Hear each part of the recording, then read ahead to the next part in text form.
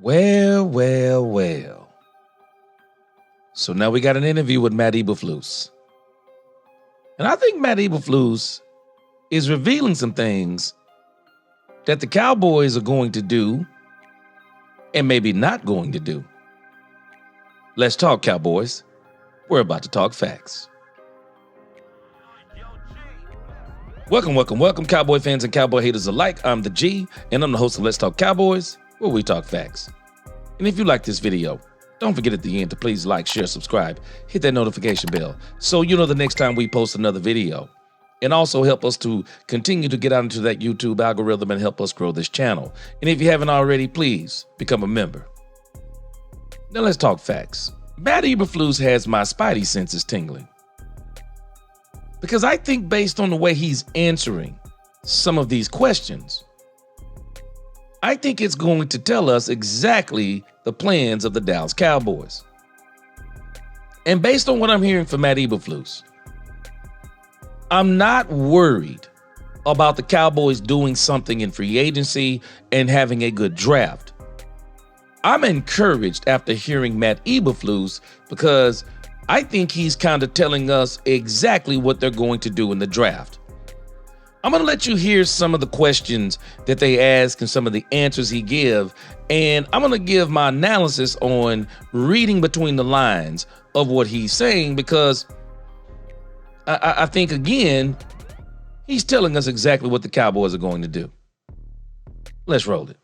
When you, in your first stint, you had some weapons, obviously, as linebackers, coach, and passing game coordinator, but coming back, you got a Micah Parsons. So, like, how do you, from your vantage point, how do you plan, without giving too much away, to kind of utilize his ability to both play off ball, but also rush the pass off the edge? Yeah, Micah's a premier pass rusher. We're going to use him that way, certainly, and he's a heck of an athlete and do a lot of different things for us on defense. And when you have a guy like that, you want to be able to utilize his skill set. And as we're around him more, we'll be able to see what that skill set is and really take advantage of that.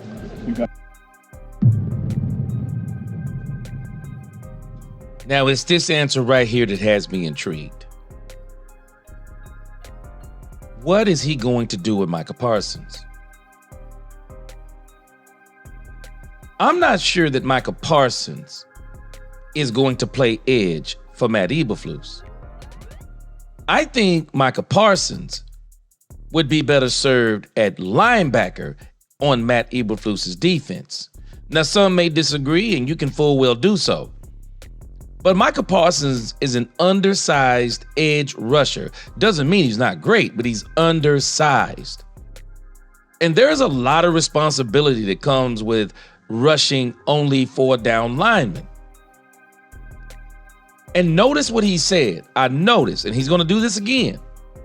They're going to use Micah Parsons as a pass rusher. So that doesn't mean he's going to play defensive end. Let's listen. As a former head coach, how do you help Brian, as a first-year head coach? Yeah, again, the first couple of meetings I had with him, I said, I'm here for you. I want to really just do a good job of bouncing ideas off of me, experiences that I had, and just working together, to be able to utilize me because I do have the experience of being a head coach for him and to make his job easier. How important was it for you to... So again, I like this move by Jerry Jones. Bring in Matt Eberflus. Brian Schottenheimer, first-year coach. Matt Eberflus will be able to help him get acclimated into being a head coach, will be able to help him through some various things if Brian Schottenheimer so chooses to question Matt Eberflus. But also Matt Eberflus, because he's so experienced at head coach and coordinator, you're not going to have to worry about his side of the ball. Matt Eberflus is going to be able to get his defense ready and to communicate to Brian Schottenheimer exactly what the plan is, communicating to the Joneses exactly what the plan is.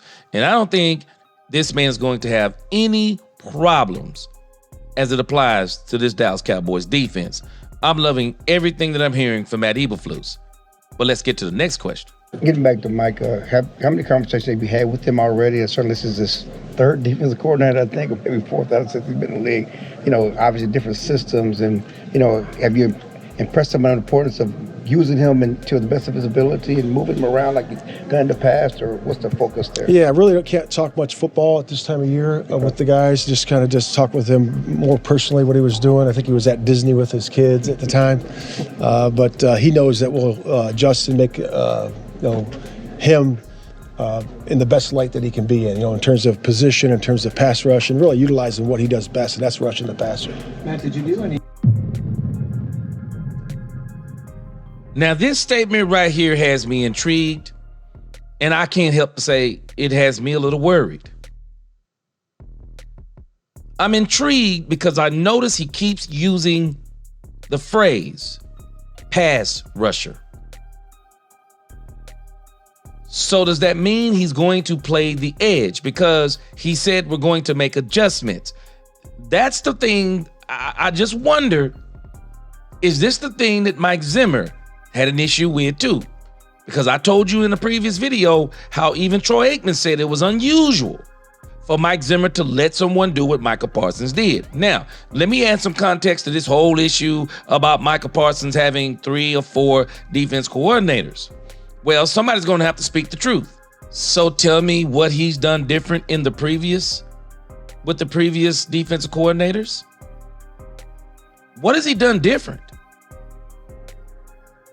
He lines up on the left side of the field, or the left side of the line, and he rushes the quarterback.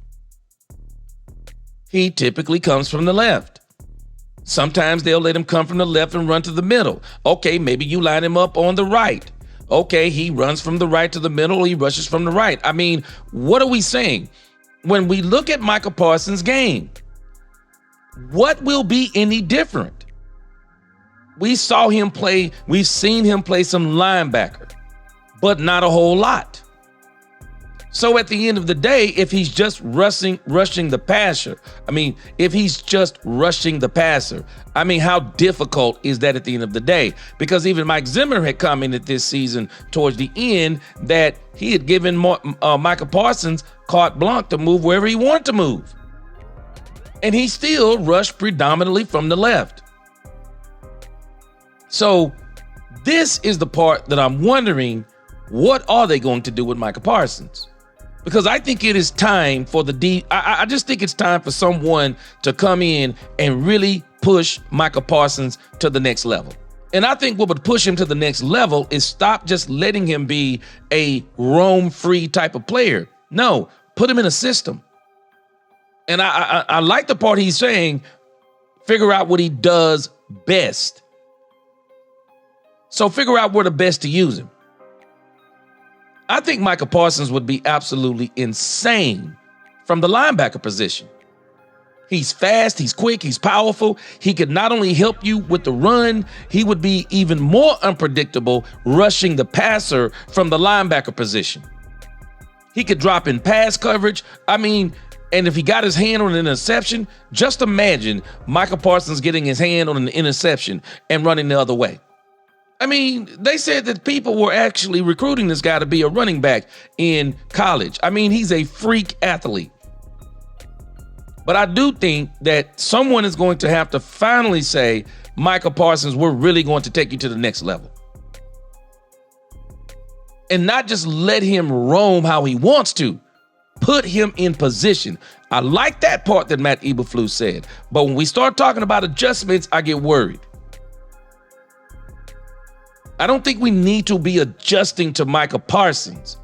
I think Micah Parsons needs to adjust to the system that not fits only him, but the system that fits everybody. But let's listen to some more Matt Eberflus. What concept or philosophy would you say is like the hallmark of the defensive philosophy that you have? Yeah, pretty simple. We take the ball away. That's what we do. We stop the run, and we want to make exciting plays for our football team, and that's really what we do. I'm very interested to see how this translates.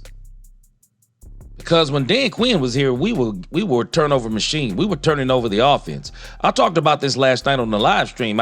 This is one of the things that you have to be able to do if you're going to be a championship team. You have to be able to turn over an offense. You have to be able to turn them over. That's how you get to Super Bowls. Because in the playoffs, you are typically matched up against teams. Some could be better than you, some could be equal to you, and some just may be bad matchups. But one of the difference makers when you start talking about beating teams is, man, when you can turn teams over, and I'm not talking about once, when you can turn teams over once, twice, 3 times a lady, and then on one of those, maybe you can even get a score and give your offense a leg up, which really opens up the playbook, and then you really put pressure on the other team as far as what they have to do offensively to stay caught up with you scoring-wise. This is exactly what you want. I love what he said about this. Stop the run, turn the ball over. Now, the thing is, we got to see how all this is going to materialize as it applies to these players. But let's listen to some more Matt Eberflus. Matt, Newey Scruggs from NBC5. Looking at what Philadelphia did in the Super Bowl, they were able to get up there with their core. How do you get your defensive line to that kind of championship level where you can win the division again? Yeah, that's really about getting the depth there that we need. I know that we've had some free agents leave us over the last couple years, but they're really some good pieces that are there, to work from. So it's exciting to be able to look at that in the future in terms of draft and acquiring other players that are at special talent guys, and we're excited to get that done. Now, this is what I keep loving. Just keep listening to these guys talk. I'm not worried about all this talk about people talking about pressure from players. Again, let me help y'all understand. Jerry Jones and Stephen Jones are not listening to any pressure from any player on this team. They're not listening to all this old dumb talk in the media. They love the attention, but they're not listening to it. This is what we got these guys for. This is what we got the football guys for. We got them to get the guys. And I love what he's saying. They need the depth. And the only way they're going to get the depth, they're going to have to use all the tools that's available to them. They're going to have to play. And we're not going to have a choice but to play in free agency with some of the things we have going on, some 25 free agents. No, we're playing in free agency because we're not signing back 25 players. But in free agency, it's telling me what they're going to do in free agency as well as the draft. They're going to be looking for players to fulfill the philosophy that they have and the things that they want to do. They want to stop the run. That's going to require you to have some guys in the middle. That's also going to require you to have some linebackers, of which we need help on both of these, in the middle and at linebacker. So that's telling me the Cowboys are going to do some things in free agency. So I'm liking what I'm hearing about this part. Now, let's hear some more from him, Matt Eberflus. 2 more questions. I'll put the link in the description. You can listen to the rest of this on your own. But there are 2 things I want you to hone in on. What he says about Mazi Smith versus what he says about Osa Odighizuwa. Let's listen. Matt, in addition to the 2 corners that you mentioned and Micah, Stephen Jones last month said Mazi Smith was someone that came up in your assessment of the defense. What are your plans for him to unlock his potential? Yeah, I'm excited about Mazi. I liked him coming out. Real explosive athlete, big body type that can move really well. So we're excited about bringing his games to the next level, and he can certainly do that. So let's think about Mazi. This is the 3rd coach for him also. I remember Dan Quinn. He wanted Mazi, I think, to be slimmer. So then we get Mike Zimmer. And the Cowboys, it seems, starts to let Mazi get back kind of beefed up. And we saw Mazi under Zimmer have some flashes. We saw some flash games. So now here we are in another year of Mazi, and now he's going to be under Matt Eberflus, and he's got another year under his belt. And I think Mazi is automatically going to be better with another year under his belt. And I also think he's probably going to be even better because of the coaching staff that the Cowboys now have on defense. But I noticed what they said. In particular, the assessment on one Mazi. Why is he coming up? Because I think the Cowboys have come to the reality that Osa Odighizuwa might not be on this team. I've heard some people say that if we don't have Osa, we don't have nothing in the middle. Let's calm down. Mazi, I hear it takes a couple of years for these defensive tackles to really come into their own. So hold on a second.